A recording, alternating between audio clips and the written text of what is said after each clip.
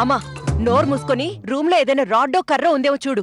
దీన్ని తల పగలగొట్టైనా సరే తాళం పగలగొట్టమని చెప్పిద్దాం. లేదమ్మడో, రాత్రి వెతికాను నిద్దట్లోనే తినేసేద్దామని, కానీ అక్కడ దొరకలేదు.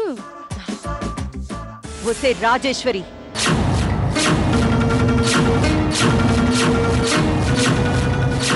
నువ్వు ఇక్కడున్నంత మాత్రాన ఆ వీల్ చైర్ వెళ్ళిపోతుందేమో కానీ నీ కొడుకు కోడలు మాత్రం కలిసుండరే. తప్పకుండా కలిసి ఉంటారు. ఎటో మీరు నన్ను చంపుతారు. అప్పుడు మీ మీదే సందేహం వస్తుంది. మీరు జైలుకి, నా బిడ్డ నా కోడలు కలిసి ఆనందంగా కాపురం చేస్తారు. నేను చనిపోయినా పర్వాలేదు. ఏంటే ఆ? నువ్వేమైనా త్యాగమూర్తివనుకుంటున్నావా?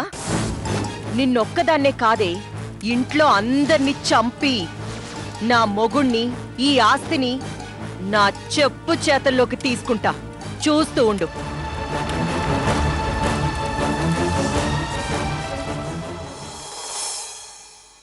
ఏంటొదినా, ఇంత ఉదయాన్నే వెళ్ళకపోతే భోంచేసి వెళ్ళొచ్చు కదా? లేదొదినా, వెళ్తాను. అవును, ఈ అత్త కూడా లేరి? ఏంటమ్మా అక్షర ఇది? అమ్మ వెళ్తుంటే నువ్వెక్కడున్నావు? అక్షర, అమ్మేది?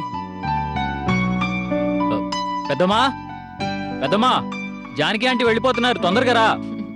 శ్రీరామ్, అత్తయ్య లేరు. లేరా? ఎక్కడికెళ్లారు?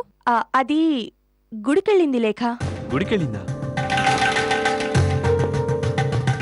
ఏంటి ఆ? ఇప్పటికైనా మించిపోయిందేవీ లేదు. వాచ్మెన్ కి ఫోన్ చేసి పిలిపించు. ఆ వీల్ చైర్ వెళ్ళిపోతున్నట్టుంది. నా ప్రాణం పోయినా సరే నేను చెప్పను. వదిన ఇప్పుడు గుడికెళ్ళడం ఏంటి? అవును అక్షర, వెళ్తే నాతో చెప్పే వెళ్ళేది కదా. అయినా డ్రైవర్ కూడా ఇక్కడే ఉన్నాడు. ఎలా వెళ్ళింది? అత్తయ్యకేదో మొక్కుందంట, నడిచొస్తానని దేవుడికి మొక్కుకుంది. అందుకని ఉదయాన్నే 5 గంటలకే లేచెళ్ళింది. అమ్మా, నువ్వు బయలుదేరు, నాన్న ఎదురు చూస్తుంటారు. వెళ్ళమ్మా. ఏంటక్క నువ్వు? పెద్దమ్మని పంపిస్తున్నట్టు లేదు, తరిమేస్తున్నట్టుంది. ఏంటన్నయ్య, నువ్వు పంపమన్నావా? ఈవిని పంపించేస్తే ఆ రేఖ సంగతి చూడొచ్చని. అత్తయ్య ఉన్నంతసేపు అదెక్కడ చెప్తుందోనని పంపించేస్తున్నాను. బాబు, వస్తానయ్యా. మంచిదత్తయ్య, మామయ్య గారిని అడిగానని చెప్పండి. అలాగే.